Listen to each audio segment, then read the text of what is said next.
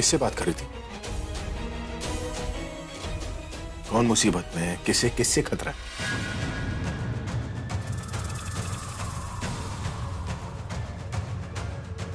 तनु, मैं पूछ रहा हूं किससे बात कर रही थी तुम? ओह नो, अभी ने सब सुन लिया। फोन मत काटना, मैं ही पूछ लेता हूं। फोन दो, फोन दो। हेलो। हे भगवान, निखिल कुछ बोलना दे। हेलो, उस दे। चुप रहा तो अभी को शक हो जाएगा और बोला तो पकड़ा जाऊंगा। फिलहाल चुप ही रहता हूं। हेलो, कौन बोल रहा है? हेलो। हेलो, मैं बोल रहा हूं।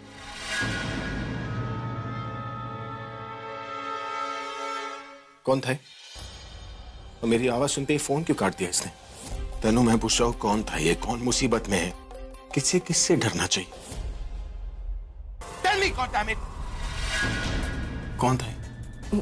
डॉक्टर। कौन डॉक्टर? डॉक्टर शीला, उसी से बात कर रही थी मैं। क्या बात कर रही थी तुम मुझसे? एक्चुअली उसी का फोन आया था मुझे। वो मुझे बता रही थी कि प्रज्ञा उसके घर गई है। उसे धमकी दे रही थी, उसे प्रेशराइज कर रही थी कि वो अपना स्टेटमेंट बदल दे। झूठ बोलने के लिए कह रही थी। और मैं उसे वही कह रही थी कि तुम डरो मत, सच का साथ दो।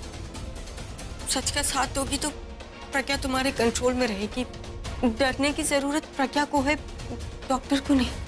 बस यही सब कुछ कह रही थी मैं। और अभी मैंने तो तुम्हें पहले से कहा है कि प्रज्ञा जरूर कुछ ना कुछ करेगी। अब देखो, डॉक्टर के घर जाके उसे धमकी दे रही थी कल को मुझे कुछ ना करती। मुझे और मेरे बच्चे को उससे खतरा है।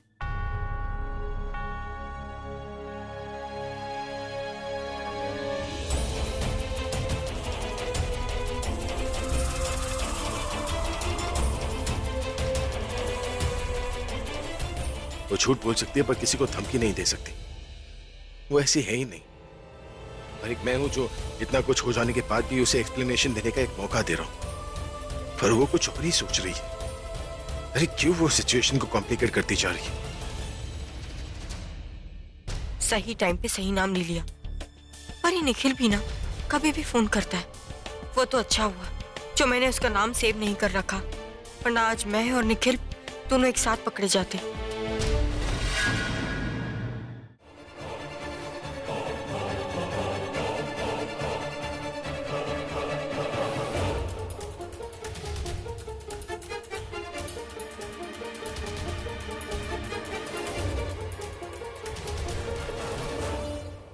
So how's that? बिल्कुल ठीक सोचा है तुम। यही एक तरीका है अभी को रोकने का। Good good, nice nice. अब तुम्हें इसे बहुत ही ध्यान से एग्जीक्यूट करना होगा निखिल। हम इसे क्यों एग्जीक्यूट करेंगे? क्योंकि आई डोंट ट्रस्ट तनु, वो हर चीज को बिगाड़ देती है। और इस केस में मैं निखिल बिल्कुल भी कोई भी चांस नहीं ले सकती। तो इस चीज को तुम्हें बहुत ही सोच समझकर और बहुत ही ध्यान से करना होगा। हाँ ठीक है, मैं ही कर दूंगा। वैसे भी ये काम करने के लिए तुम्हें कहाँ कोई मिले। तुमसे बाद में बात करता हूँ। ओके।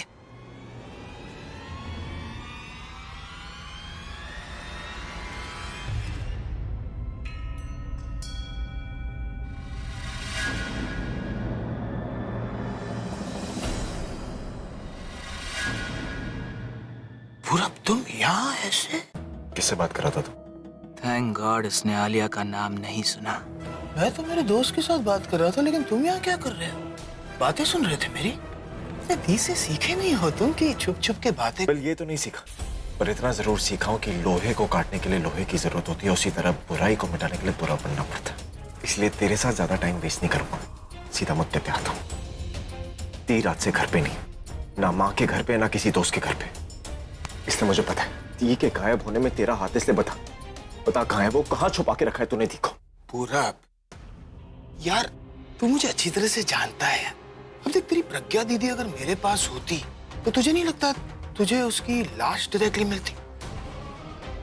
तू मेरे साथ टाइम वेस्ट करने की बजाय उन्हें कहीं और ढूंढ, कहीं कोई और उन्हें मार न डाले यार। अपना मुंह बंद रख, समझा? अभी तो मैं यहाँ से जा रहा हूँ, पर मेरी नजर तुझ पे रहेगी, सो बच के रही हो। पूरा फोकस जगह पर कर, रिजल्ट भी सही मिलेगा। सलाह दे रहा हूं। मुझे किसी भी तरह इन्हें बुलाना होगा, मुझे अपनी आवाज उन तक पहुंचानी ही होगी। पर मैं अपने मुंह से ये पट्टी कैसे हटाऊं? हेलो, पूरा प्रज्ञा का कुछ पता चला क्या?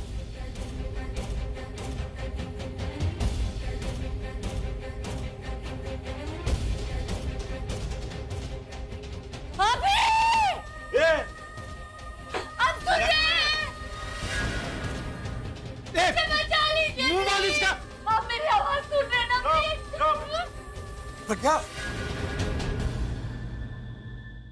प्रज्ञा,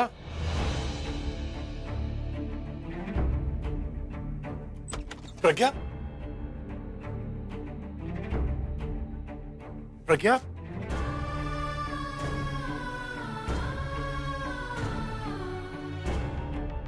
प्रज्ञा, प्रज्ञा, भाभी आपने प्रज्ञा को देखा? अभी यहाँ तो नहीं है वो। भाभी आप क्या कह रही है? मैंने उसकी आवाज सुनी, उसने मेरा नाम लिया, बुलाया उसने मुझे। आवाज सुनी? वो तो कल रात से घर पर नहीं आई, तो फिर कैसे? आप प्रज्ञा, गॉड जी, अभी को हुआ क्या? अब बात ऐसे हो गई कि बचाने गई वो बच्ची को और खुद मुसीबत में फंस गए। हाँ, खुद किडनैप हो गए। लेकिन तू ये भूल गया कि मेरी बच्ची अकेली नहीं है, उसकी माँ भी जिंदा है। जैसे मेरी बेटी ने पता लगा लिया ना कि वो डॉक्टर शीला की बेटी कहाँ है, वैसे मैं भी अपनी बेटी के बारे में सब पता लगा लूं। जैसे प्रज्ञा ने उस डॉक्टर शीला की बेटी को बचा लिया ना, वैसे मैं भी अपनी बच्ची को बचा लूंगी और आज साथ लेकर जाऊंगी।